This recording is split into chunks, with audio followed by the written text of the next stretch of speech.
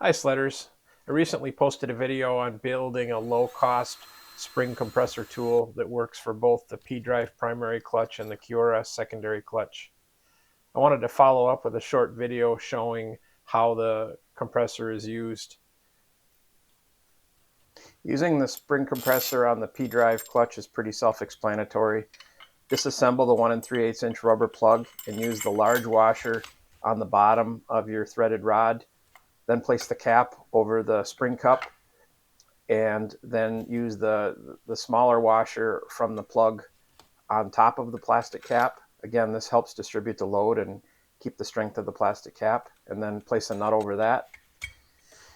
Put a wrench on the bottom double nuts of the threaded shaft, and then use your other wrench to tighten the top, just enough to expose the circlip, and then you can use screwdrivers to remove it or a pick. I found two YouTube videos particularly useful for this procedure. Ibex, that's IBEXX, has a full procedure for both the P-drive and QRS clutch service. Most notably is the water method for removing the P-drive clutch. And then also Ski-Doo ambassador Steve Martin has a great video on P-drive clutch service. I specifically used his procedure for separating the P-drive clutch sheaves.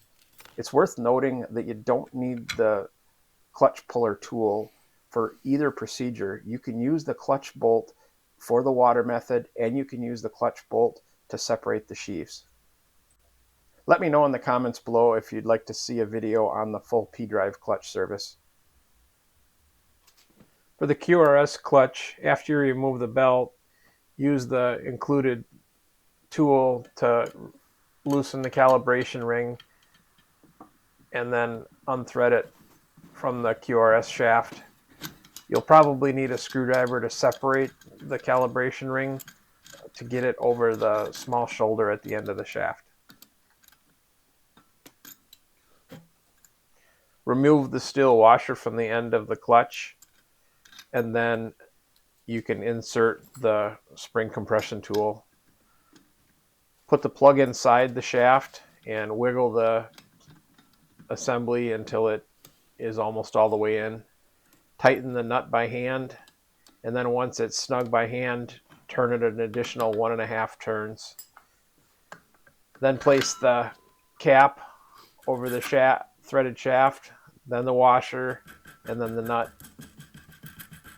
Once you get the nut finger tight, you can crank it down with a wrench until you just feel the back sheave move, and that's all the tension you need. You'll need a T40 Torx socket and long extensions. I found that electrical taping the extensions, the socket to the extension and the extensions together, helped out a lot because it's pretty difficult to get in from the opposite side of the snowmobile, and this saves you some lost extensions down to the bottom of the machine. Break the bolts loose by hand first. If you lock the brake, it's a lot easier. That way the shaft won't rotate. Once you get them broken loose, then you can take them out with a impact.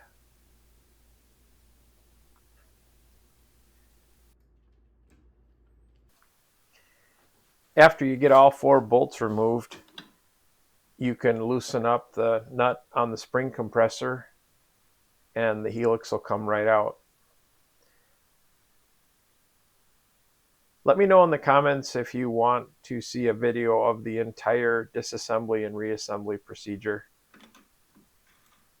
and I'll try to post a more complete video. Thanks for watching.